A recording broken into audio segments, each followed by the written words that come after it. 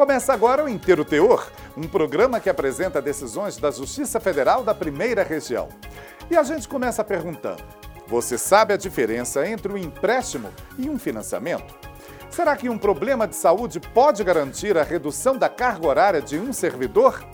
Como evitar que a exploração inadequada de gás de xisto ameace aquíferos importantes? Descubra agora no Inteiro Teor. Fique com a gente!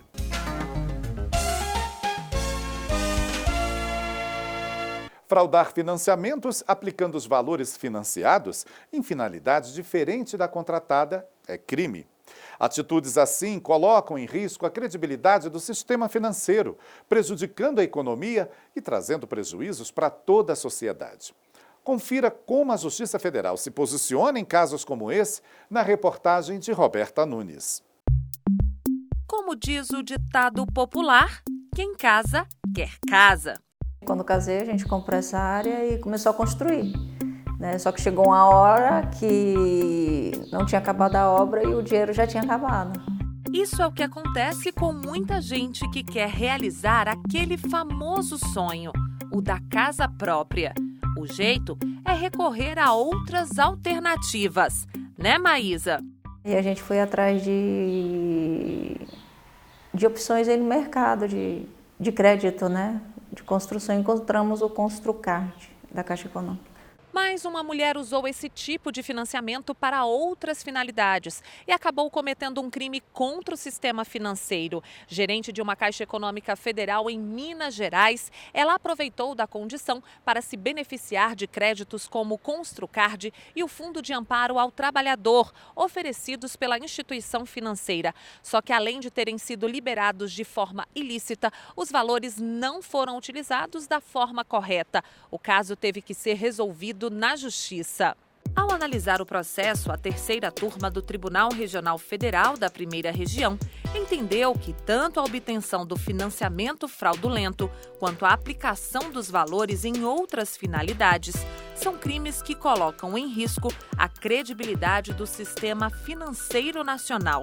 Por isso, manteve a decisão de primeiro grau que condenou a mulher a 6 anos de prisão em regime semiaberto e 132 dias multa. No Brasil, nós temos uma proteção específica do sistema financeiro.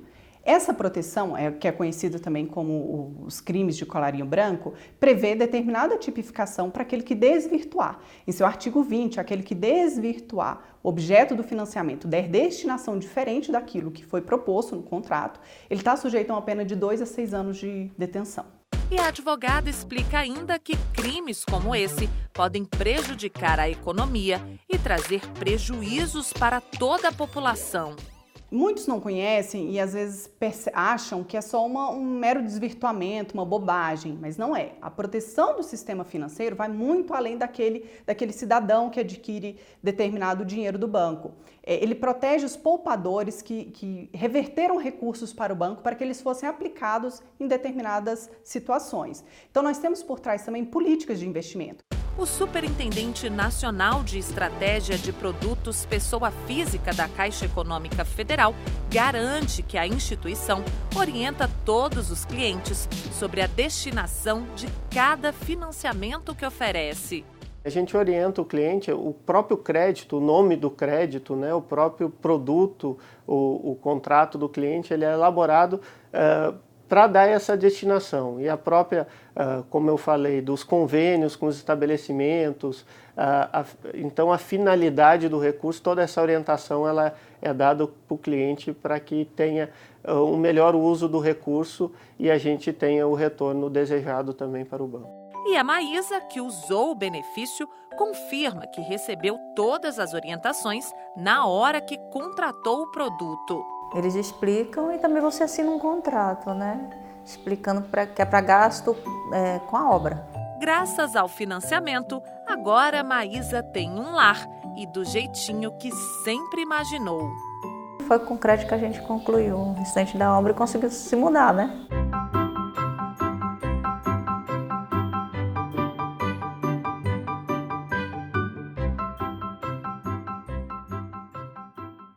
Decisões como essa estão no nosso portal. Acesse www.trf1.jus.br.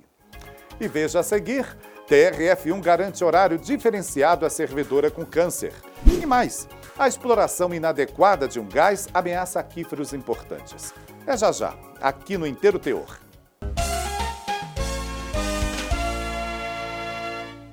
Alguns problemas de saúde podem garantir ao servidor público o direito de reduzir sua carga horária de trabalho sem que isso signifique a diminuição de salário. Mas muitas vezes é só na justiça que esse direito previsto em lei é reconhecido. Saiba mais na reportagem de Daniela Garcia. Aos 47 anos, Simone recebeu a notícia que ninguém espera ouvir. Foi diagnosticada com câncer de mama. Eu já tinha calcificações, né? Eu já sentia que estava tendo alguma diferença na mama, né? Invertendo o bico, né? E mais duro o local onde estavam as calcificações.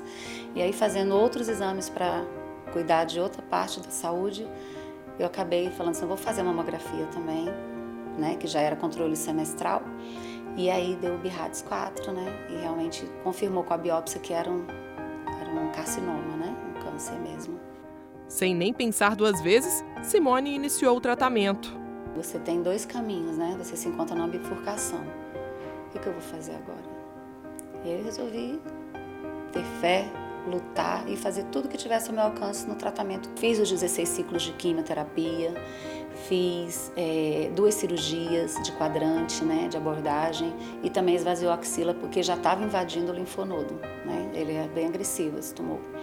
Não tem nenhum que é bonzinho, né? Mas tem uns que são mais, né, agressivos. Tanto é que o nome dele é invasor, carcinoma invasor, esse que eu tive, né? Considero que eu tive.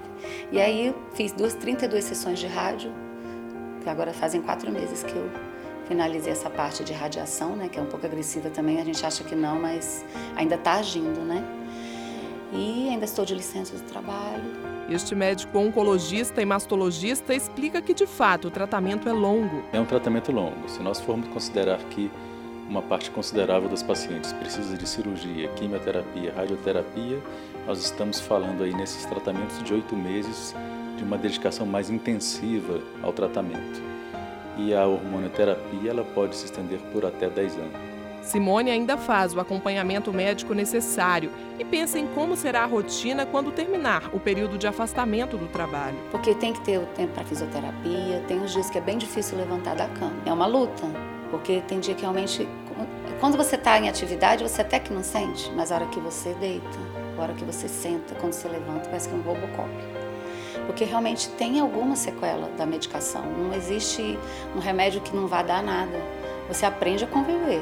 Então é isso que eu estou tentando nesse período ainda de afastamento, me adaptar para ter condições de voltar com restrição e com uma carga horária reduzida. Preocupação enfrentada também por uma servidora pública do Piauí. Ela entrou até com uma ação na Justiça Federal pedindo a redução da carga horária de trabalho de 40 para 20 horas semanais sem compensação. Já em primeira instância, a Seção Judiciária do Estado garantiu a ela o direito. O caso veio parar no Tribunal Regional Federal da Primeira Região, onde a decisão foi mantida. A segunda turma do TRF1 destacou que a servidora, que também tem cardiopatia grave e diabetes, comprovou por laudos médicos as doenças. O colegiado ressaltou que a Lei 8.112 de 1990 prevê a possibilidade de concessão de horário especial a servidor quando a necessidade for comprovada por junta médica oficial. O TRF da Primeira Região entrou em campo para evitar que a exploração inadequada do gás de xisto ameaçasse aquíferos importantes, não só para o Brasil, como também para a América Latina.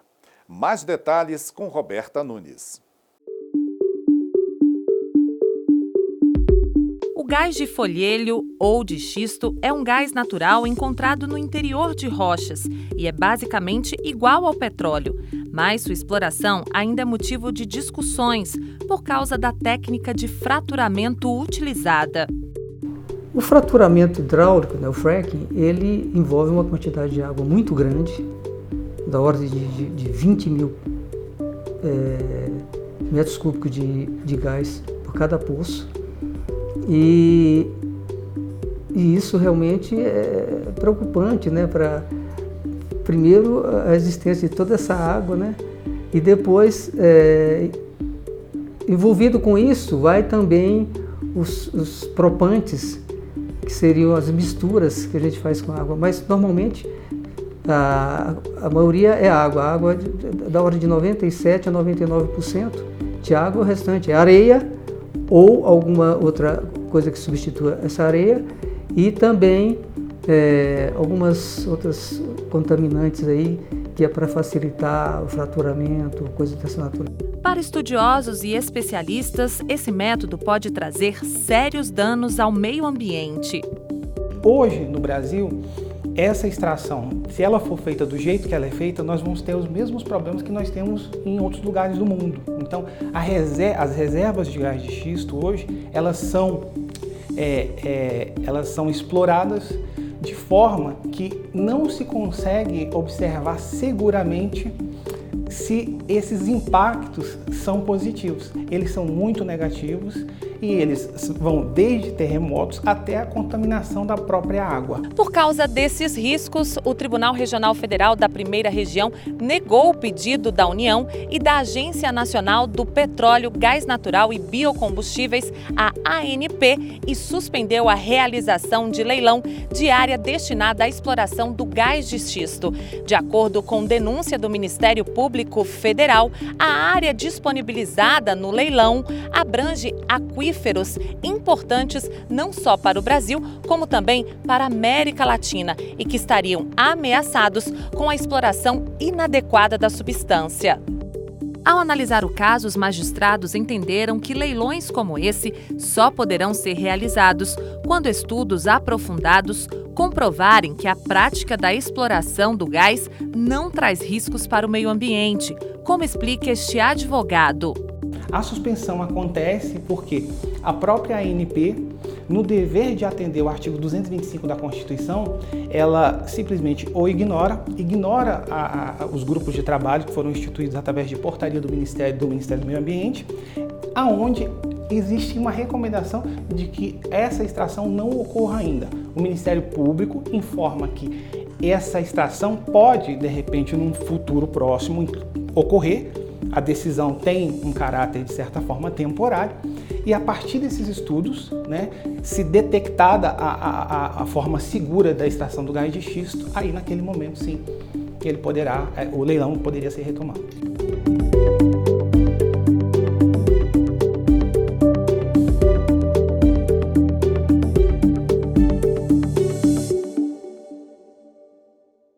Esse foi o Inteiro Teor com notícias sobre decisões da Justiça Federal da Primeira Região. Você pode ficar com a gente no nosso portal e também nas redes sociais, Facebook, YouTube e Instagram. Até o próximo programa. Tchau!